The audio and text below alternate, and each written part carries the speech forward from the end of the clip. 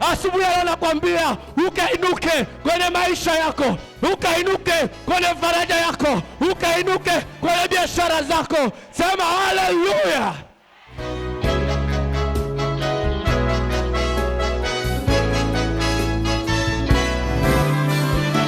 Ukiwa na Mungu anayeitwa niko ambaye niko, huwezi kuwa na hofu. Ukiwa na Mungu ambaye anaitwa niko ambaye niko, hauwezi kutatayarika. Bwana Yesu asifiwe sana.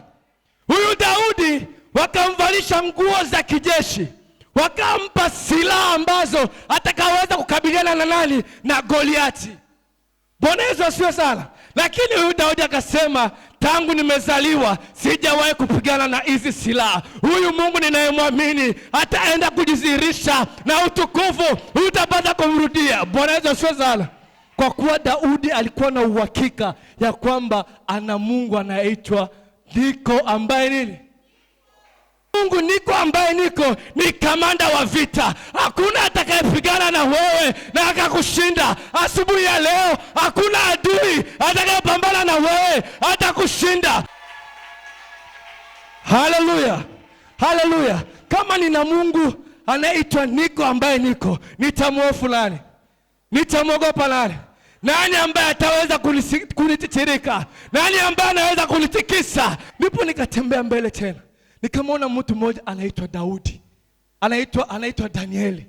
Bwana Yesu asifiwe sana.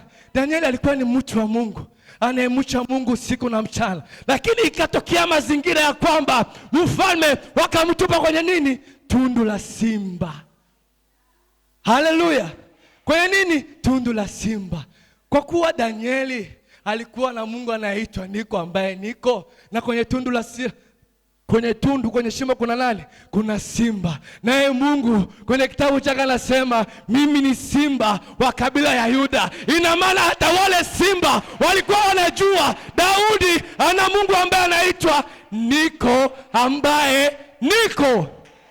Haleluya. Shida zilikutatize, shida zisikupe stress, kwa kuwa wewe ni mwana wa Mungu na aliyekuwa ndani mwako ni niko ambaye niko. Bwana Yesu asifiwe sana. Kwa kumalizia, kuna historia moja ya mama mjane ambaye alipoteza mume wake. Wanapokuita mjane ina maana umepoteza nani? Mume.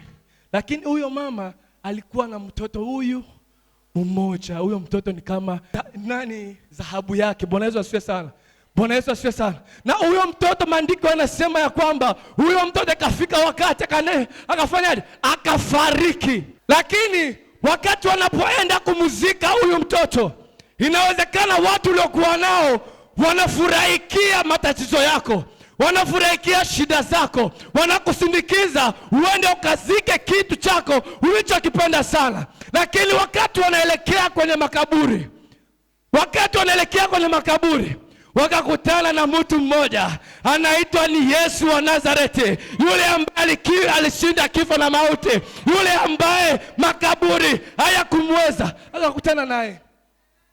Alipomwona yule mama akamwonea huruma. Mwambie jirani yako Bwana anakuonea huruma asubuhi ya leo. Mwambie jirani yako Bwana anakuonea huruma asubuhi ya leo. Mwambie jirani yako Bwana anakuonea huruma asubuhi ya leo.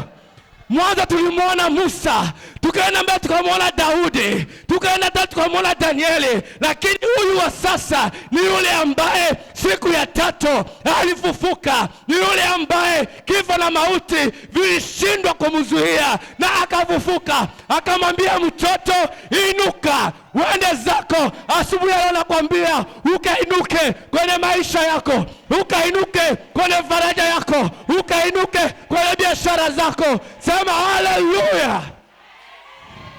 Bwana Yesu asifiwe. Niko ambaye mtumaini yule ambaye unamwona yuko ambaye yupo. Mimi sijui unamwamini nani. Bwana Yesu. Lakini Mungu wangu mimi ni niko ambaye niko. Chapia Bwana makofi na vigelegele, na Mungu awabariki. Haleluya.